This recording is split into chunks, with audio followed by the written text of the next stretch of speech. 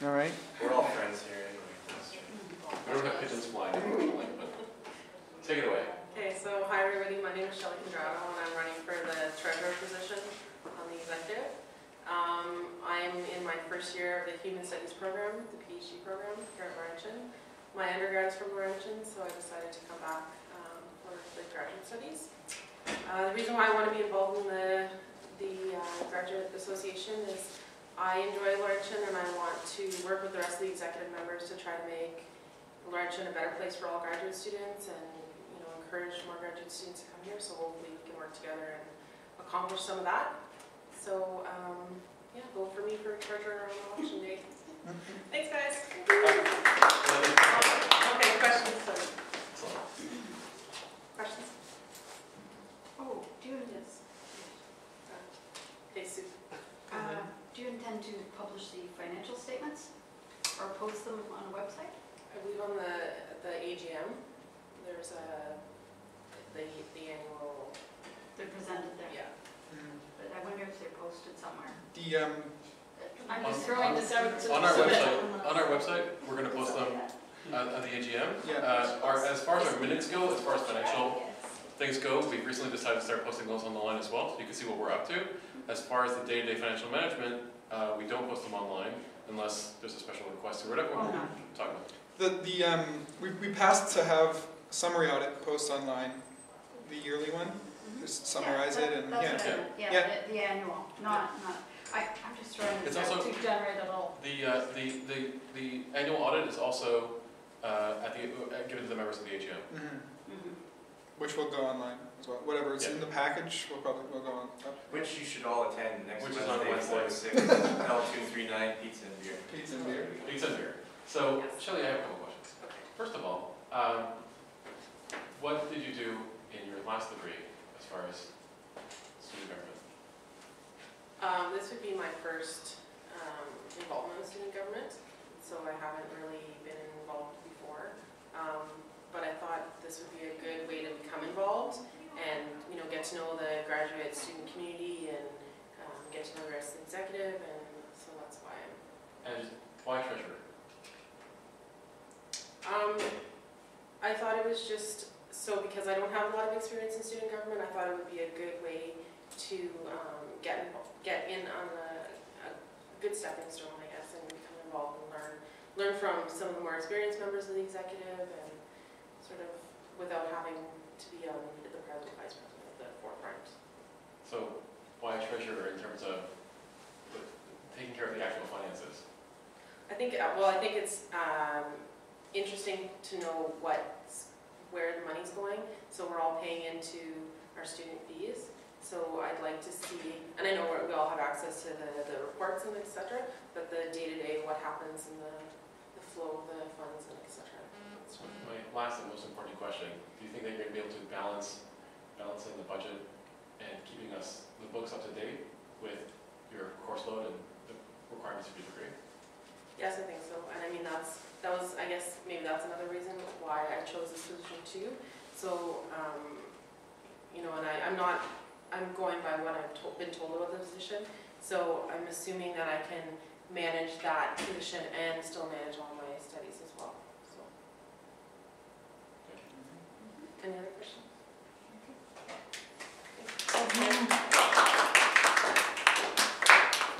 I guess we'll work our way up to president since they're the most important. Look who's that. So my name's Brendan Lehman. I'm starting I guess it's my third year of May of biology neuroscience. This past year I've been president of the Graduate Student Association, and that's been fun. And this next year I'm running for vice president. So as president, you're more involved. You're more the internal manager, not so much manager, but internal responsibility. So to go to admin meetings and all that boring stuff. Whereas the vice president is more the external, so it's your responsibility to be the representative of the GSA to the greater student politic community, and as well as any media outreach, the sort of stuff that has to happen. So I'm really hoping this year in that role to like outreach to our members and really hope to engage graduate students on campus into a community, sort of a almost cultural sort of thing that grad students at Laurentian can go and they know each other because there's only so many of us. So they can know their colleagues across campus and get together and be a community, as opposed to just not that there's anything wrong with it, but just come to school and do your work at home kind of thing. I like that. I think we should be more of a community that knows each other, and I really hope to facilitate that this coming year, and on campus and beyond as well. So, yeah, vote for me. Don't vote no. Campaign slogan. So, Sydney? I have a question. Okay. How are you going to keep the focus on student-oriented services versus activism? Versus activism? Well, of course, our base function is student-oriented services. One of the main functions of the GSA is the health insurance. It's saving our members money on things. We have student discount cards, and we're working with the city for bus pass, and which you should vote yes for also, because that's going to save everybody money, lots of money. So that's always been the primary focus of the association, is to provide for the members first and foremost, and advocate on their behalf as necessary. And the services is definitely the foundation of the association for sure. So anything on top of that is sort of gravy. Alicia? How do you guys put the fees for bus passes in with the membership? Because like I'm Whitefish, no buses out there. We And I opt out, yeah, but for people who live within busing but don't take the buses, like they're stuck paying that. sort of, yeah. Because there's a limit of X amount that they're allowed to opt out, right? And because I'm out of the busing, I'm automatically on that list. But for people who, like let's say someone just lives down the road from the school, so they walk, but because they're within busing limits, they're stuck paying that fee. Like I disagree with that practice. I agree with you guys trying to get a discount for the individuals who do take the bus, because busing is a vital part of getting to school.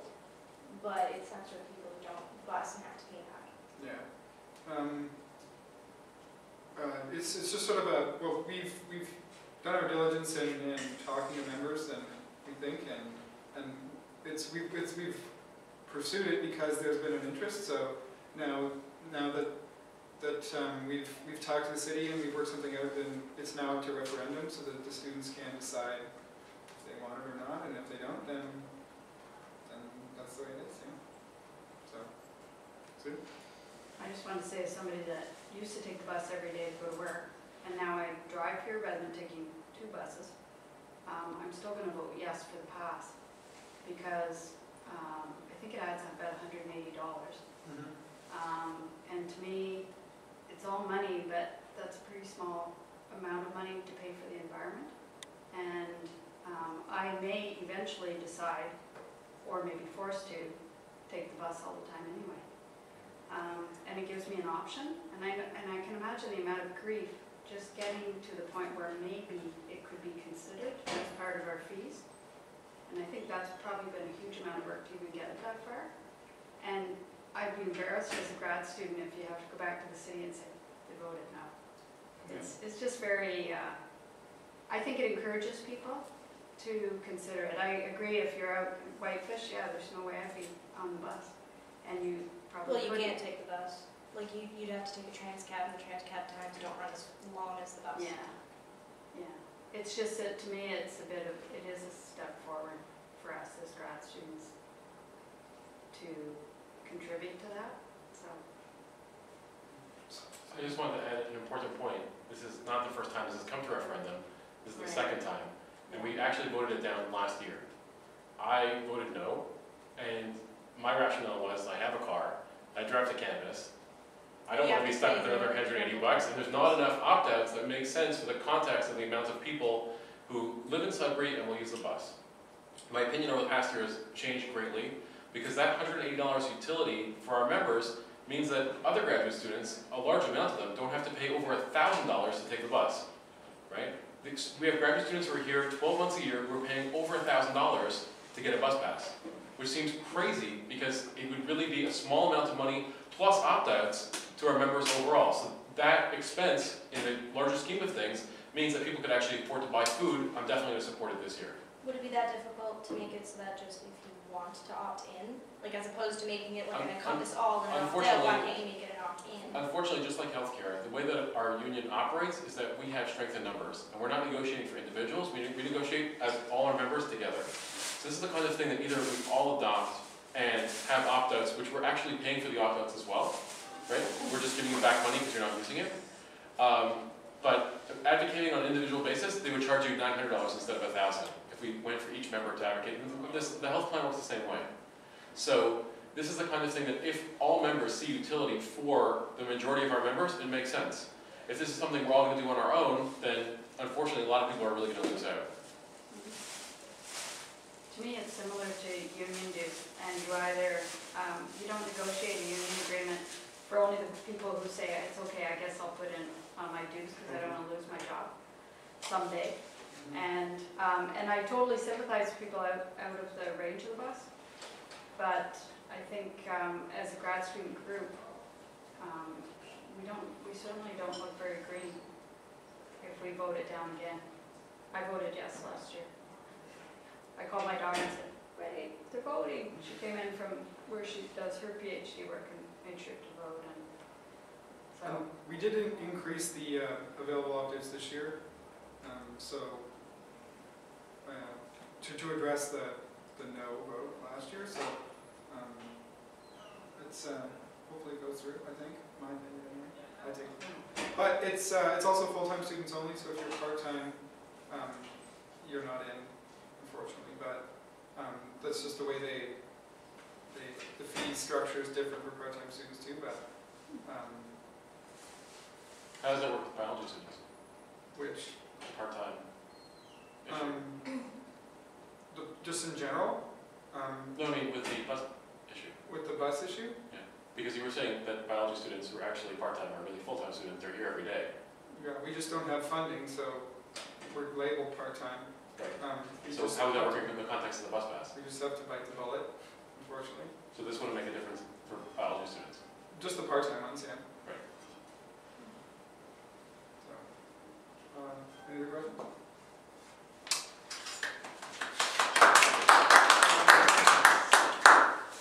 What do you want? Rock, paper, scissors. Rock, paper, scissors, spot. Solves all life's problems. It's lizard Spock. It's lizard stock. You ready? I forgot that. Is the lizard? Is the spot? Alright. So what happens? Who wins? I don't know. I would expect somebody would know this, but you pick. It's up to you. Oh, no. Problem solved. Spock. Good afternoon, everyone. I'm David Harrison, running for presidency of the GSA candidate. I've been proud Laurentian booster for coming up to 10 years now, and known around Laurentian in a number of different capacities. Involved in a number of different capacities, worked for the school in a number of different capacities, have developed a great understanding of community here and departments. Reason I'm running is I want to bring that knowledge and experience to the GSA so we can benefit by proper representation. So one of my first initiatives is to fill the joint council. I sat on joint council this year and there were a lot of empty chairs. We had trouble making quorum some days. Where 5 or 6 people show up, some people are late by an hour. It's a little disappointing. And not all the seats being filled means not all the voices are being heard. And that's a problem for me. When I worked shipping and receiving, I got to go around campus and I saw every little nook and cranny, and everyone has a little bit of something to bring. I like to think of the university as a brain, and if it functions off perfectly, efficiently, all those departments intercommunicate with each other. So that's, first is internal student affairs. That's where I want to focus. Next would be cooperation with the other unions, the 4 big unions. The 4 big associations on campus, the SGA, IAF, and LAMS, with the GSA. Because there's some essential services that should be for all students, not just undergrads, not just for us. And again, working efficiently is by communicating what's going on with everyone and sharing those resources, because we're not all made of money. So what I want to do, and I've already spoken with a few of the SGA candidates, is twice a semester meeting with them, just to communicate what's going on resource-wise and internally. Fiscal responsibility is another big mandate of mine. Probably stick to these top 3. I have about 10 and just slowly dolling them up. Hopefully we'll get some questions. But we did pretty well this year under Brendan's leadership in being fiscally responsible, saving money. We have, over I guess the last 6 years, turned the corner and have money as grad students. So I want to continue that. Now, external representations, I am not want to be, what's the word I'm looking for? Protesting everything. I want to focus on the internal, what the grad students are. They're here for 2 years. How can we make the best 2 years for them, and what do they need to get those best 2 years by to get them done? Vote Paris. Any questions? Of course. Hi. What's your position on the CFS? CFS. Part of being fiscally responsible is identifying where our fees to CFS go. Currently, they're not labeled on our statement of account, and they're dolled up in the GSA. Technically, they shouldn't be there. They should be labeled on our statement of account. Each member pays about $15 to the CFS, and nobody knows what they get for it. I know what they get for it. They get a few benefits. Again, pooling with the SGA, they put out those little agendas every year, and nobody uses them. Why are we pooling that resource together and saving money across the board? Touch on the SGA again. The food bank, I think, is an important notion. But as for CFS, it's a big organization, and the presidents 4 years ago fought hard to get student representation because we didn't have a voice when it came to the big table politics in this province. So the CFS is a good thing to be a part of. However, there's some members, I think I'll use a quote, that combined make about $700,000 a year off of the grad students and the students in Ontario. To me, I'd rather have a voice that was cost neutral, for the people, by the people, not for profit or personal interest and gains. So I've seen the CFS turn a little bit towards personal interest, personal gains, and the voice of the students has changed a little bit. That being said, I'm not going to advocate moving or removing ourselves from the CFS, because other universities have looked at that and they get to legal troubles, and that's not a good thing. However, if there is proper representation that meets these values that I think are important for the people, by the people, not for profit, then I don't see a problem with having an alternative, not an alternative, but an extra voice that we can be associated with. So that's my opinion on CFS. They do provide some services. They're not perfect and could be better, but we're not going to be removing ourselves from them anytime soon. We'll entertain the idea if someone's suitable.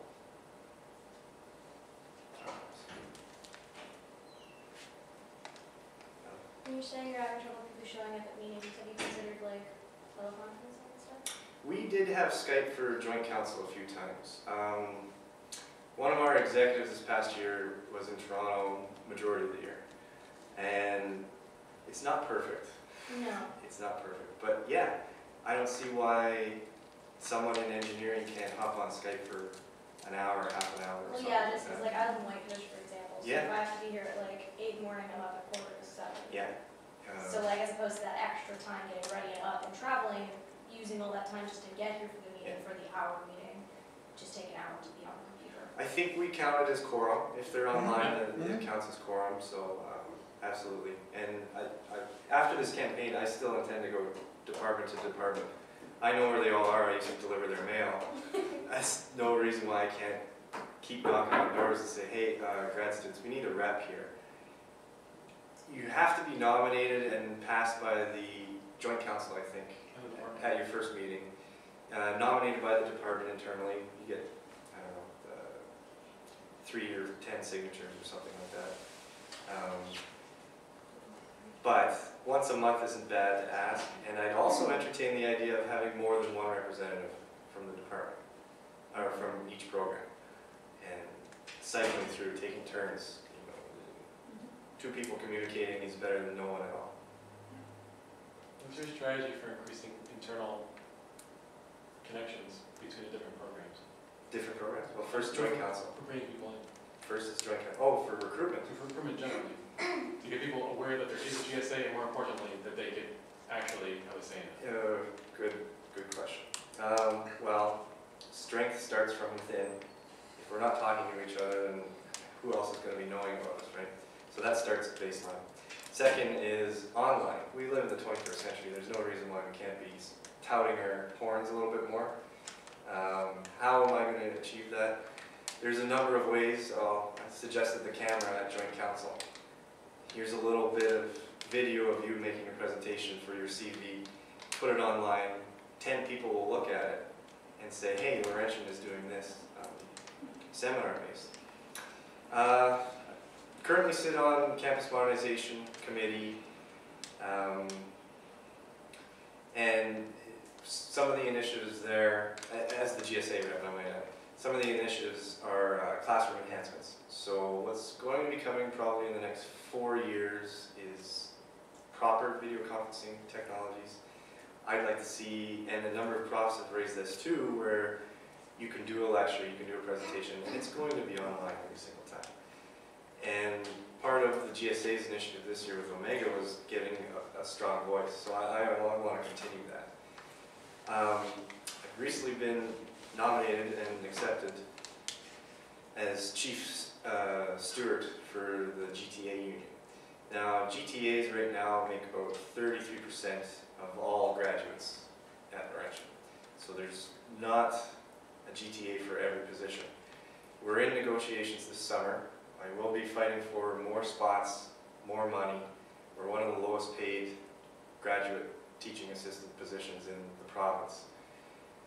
They know that. We had a budget, one of 2 budget meetings over the past few months with Dominic Giroux, and they kind of acknowledged that, yeah, we know how low we pay you guys, and that's not good to recruitment. If we want to be known as research-oriented, discovery, innovation, we should be treated as such, and that's something I'm going to fight for this summer, regardless of election. One more tiny question. Sure. Do you see a conflict between being in the union and being in the GSA executive? Not at all. Conflict with what? Well, Sorry, I don't know that I don't know the. Well, let me answer it a little more formally. I do a lot as it is. I keep myself scheduled as it is. I stand for truth, honor, and integrity, and I'm not afraid to answer a question openly and honestly when I think. I'm willing to listen to both sides, and when it has to make a stand, I'm willing to make a stand. A conflict, well, could be conflict taken right now as me sitting on campus modernization and being a psychology rep for the GSA as well, and sitting on joint council. I wear a lot of different hats at Laurentian, and I've never had a problem prioritizing myself properly and being open about it. So would I have any internal personal conflict with being a chief union steward, negotiating for grad studies, and being the president? Not at all. and what happens when there's external political things that are going on? So for example, postal workers go on strike, the union supports them and advocates on their behalf and so on. Does that mean the GSA is involved in political struggle? With the CUPE 5011? Yeah. Not at all.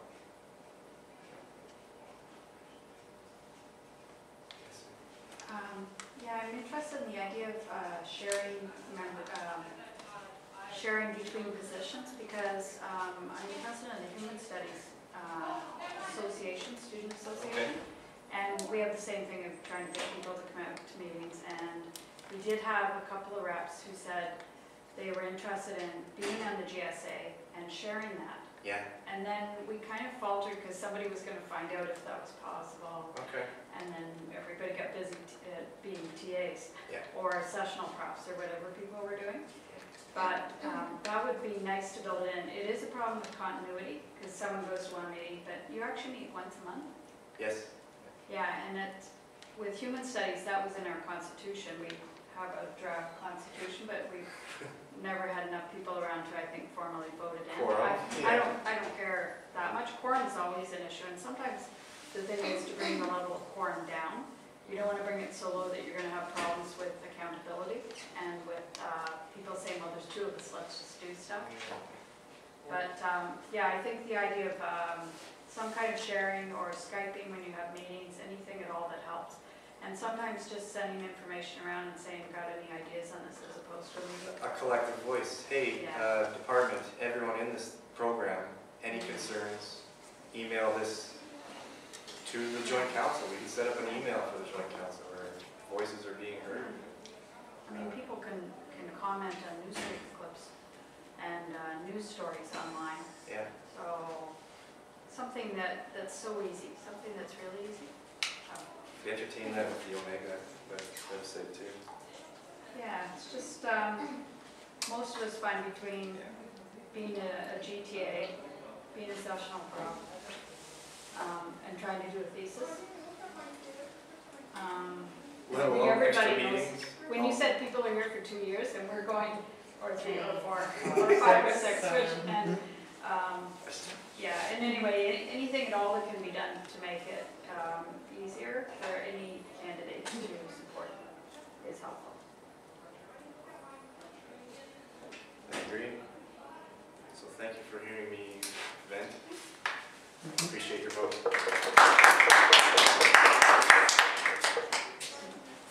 Mr. Shapiro?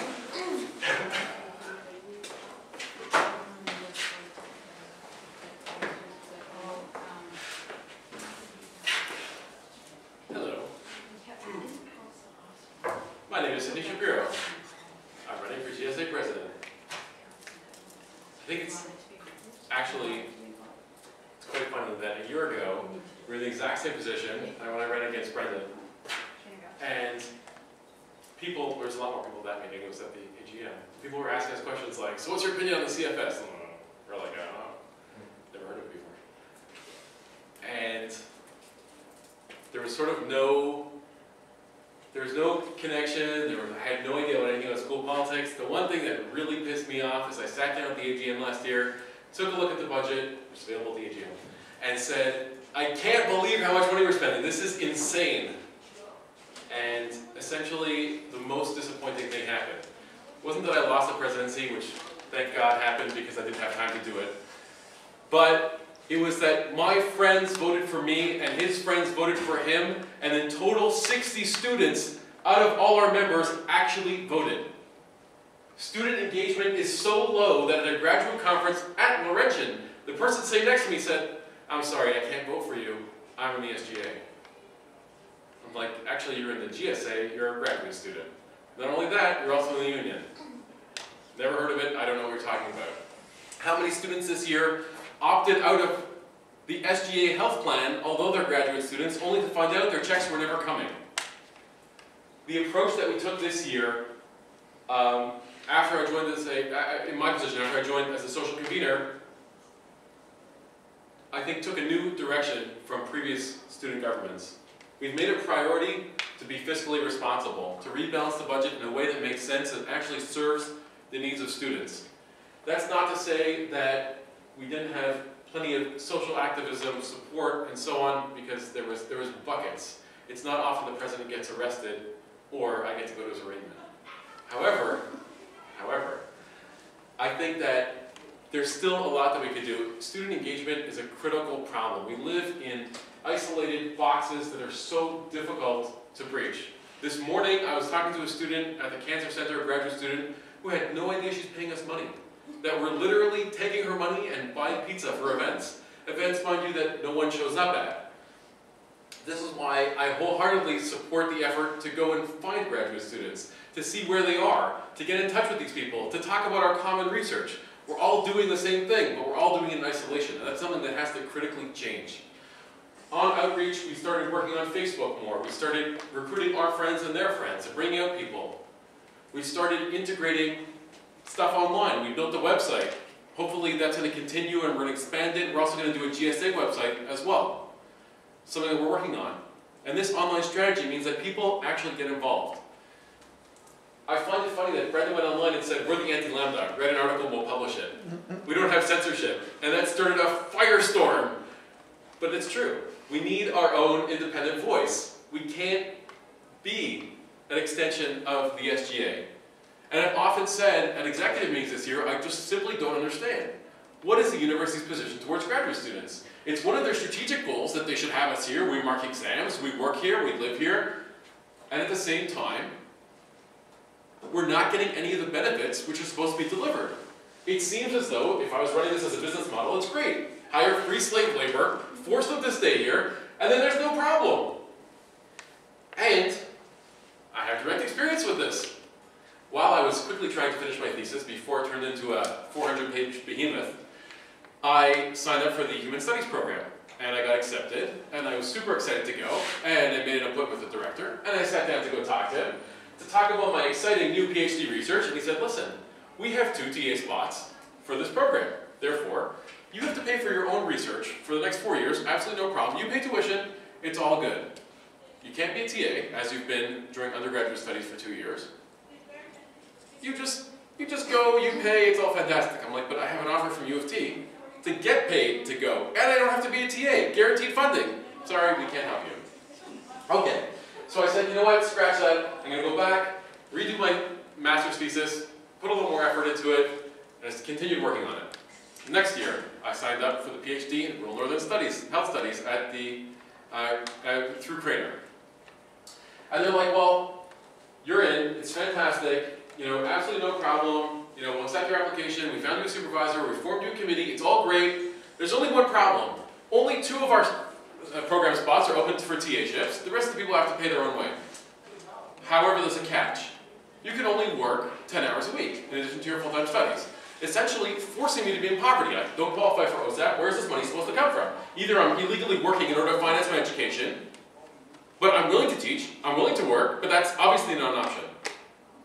You might not realize it, but you're actually kind of yelling. Sorry. Thanks. It's just kind of echoing right behind my head. No. Sorry. So, this creates a critical problem. That we don't have TA chips in all the programs that need them. That students aren't able to actually live while in university. And this relates to a whole host of problems. We had critical issues this year working with various clubs. Certainly not on our part, because I felt that we made every effort possible to deal with these other student organizations. But the fact that the university has student groups that are spending tens of thousands of dollars on parties and $0 on keeping the food bank open, on allowing food bank services to students who need it, is absolutely deplorable. And I'm not talking about a theoretical thing that maybe we should keep the food bank open during certain hours.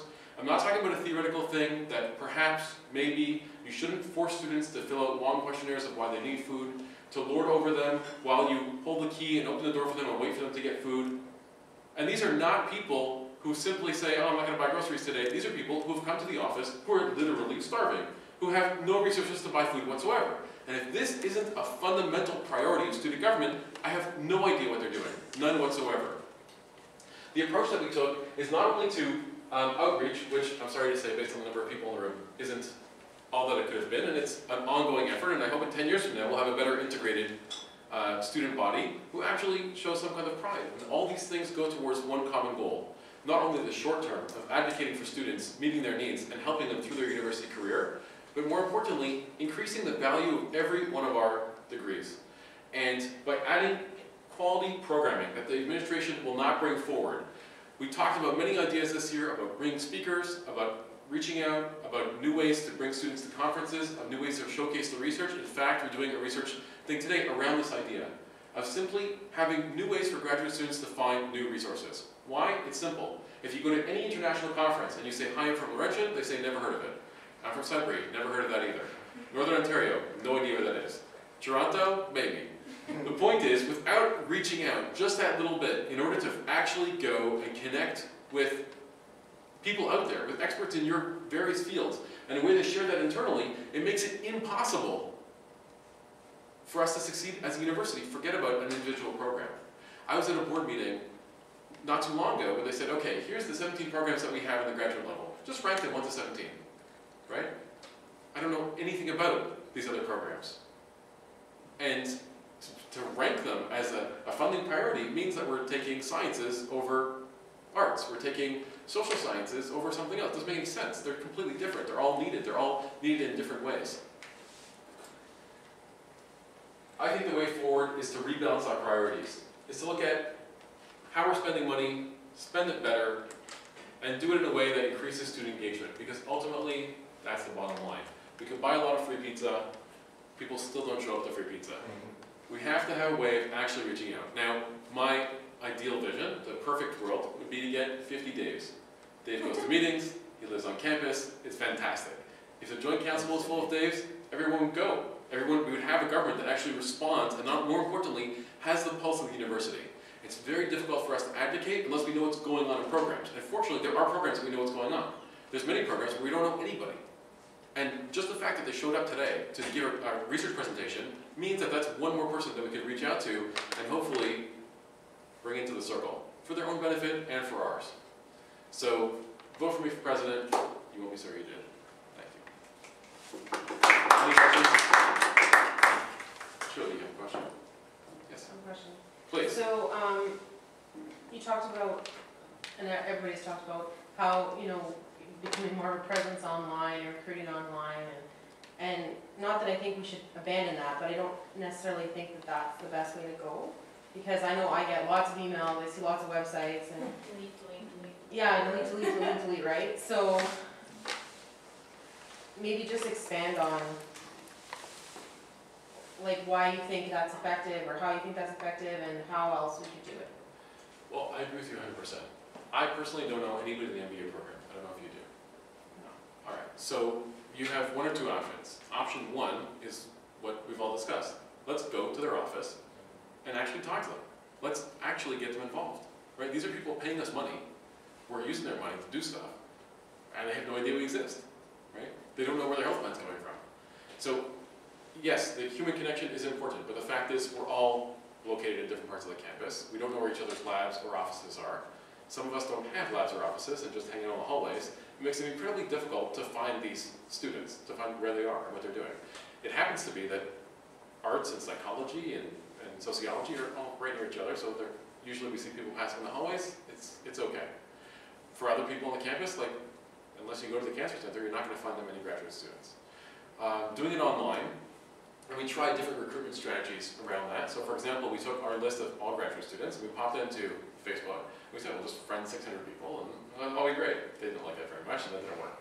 Okay, but it is a crucial problem. Like voting this year, we sent every member a ballot. How many members are actually going to respond instead of pressing delete? Very few. When we have important things to communicate, again, very few. When we try to promote events, we put up signs, we do things. Unless there's both connections happening at the same time, very unlikely that we're going to get a response. But then again, I just sold 4 tickets to Comic-Con today, right? By going up to somebody and say, hi, you're a graduate student. We're using your money to make an event. And they're like, yeah, sure, I'll go. Why not, right? Had I just randomly messaged that person on Facebook or gone to the department, I don't know if we'd have the same response. So I think it takes both approaches to actually reach out to students and and more importantly, to show people that they actually have something to contribute. Right? By sitting on these councils, by knowing what's going on in the university, by knowing what's going on in their own program, makes a huge difference. And in sociology, where I was on the internal one last year, I said, you know, it's like the difference between eating sausage and seeing how it's made.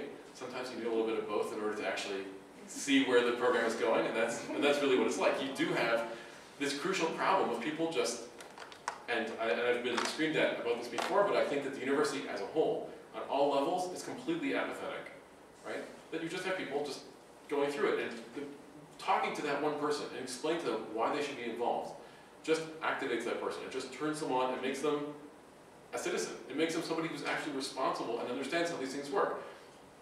Never mind a place to go to when they're in trouble, when they need somebody to advocate on their behalf, to talk to the administration.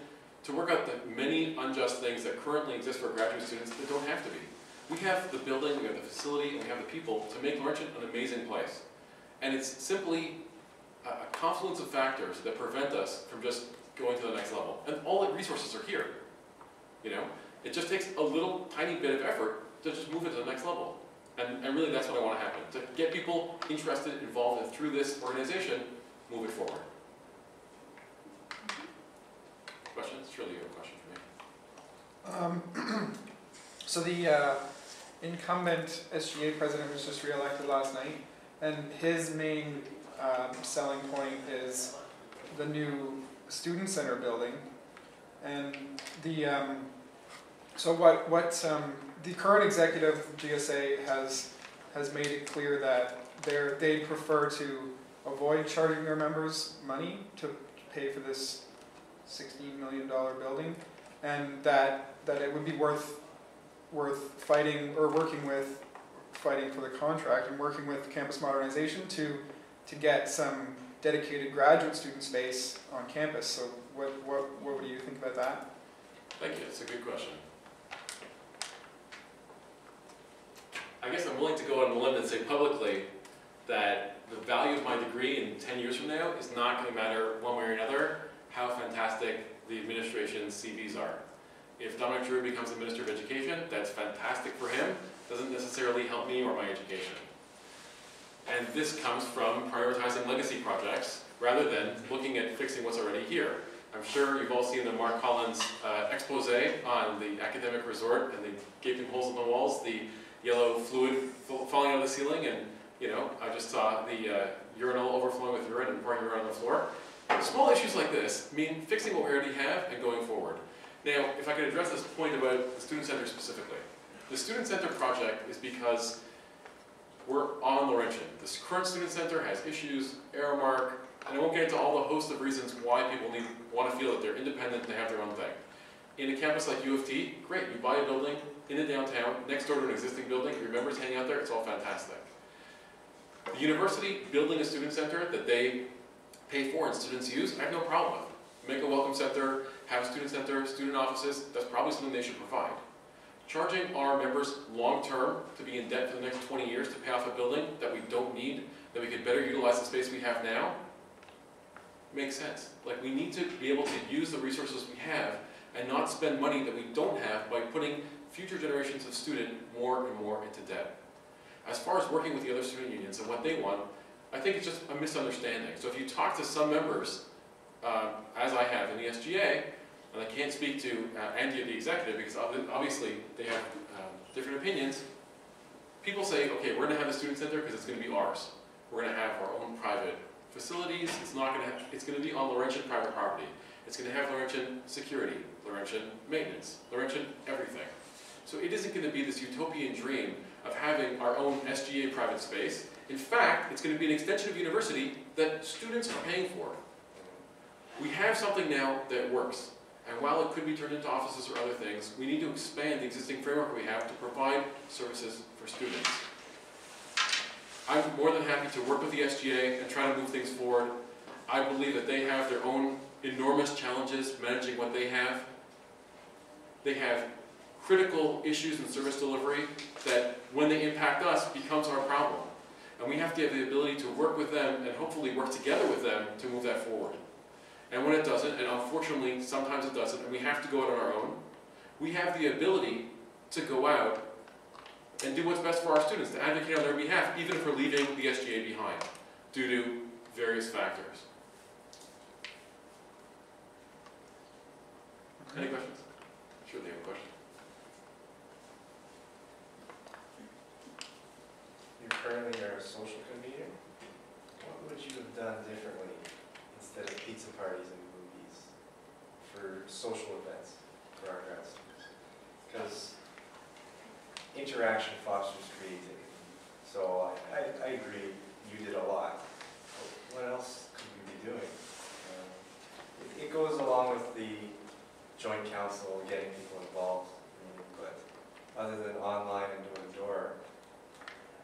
I think that the reason why a lot of events that we did at very cheap cost, I might add, Yeah. were simply people didn't know. We didn't have that first part in place, and that's to engage our members to a greater degree before we started making events and so on. I also feel that the executive this year, we sort of like took over and hit the ground running in September. And I firmly believe that the new government has to have a game plan in place. So instead of working on things from week to week and month to month, sort of just like going with the flow, we have a set thing in place. So for example, for very little money, the research conference that we're doing right now, we could book now for a year from now. Yeah. Right?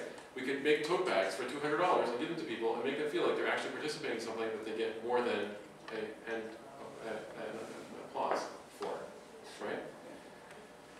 I think there's a lot of things that we could do within our budget and manage very well. I mean, I'll give you a few examples. We had a speaker series this year that we planned. We went back and forth 50 times about it.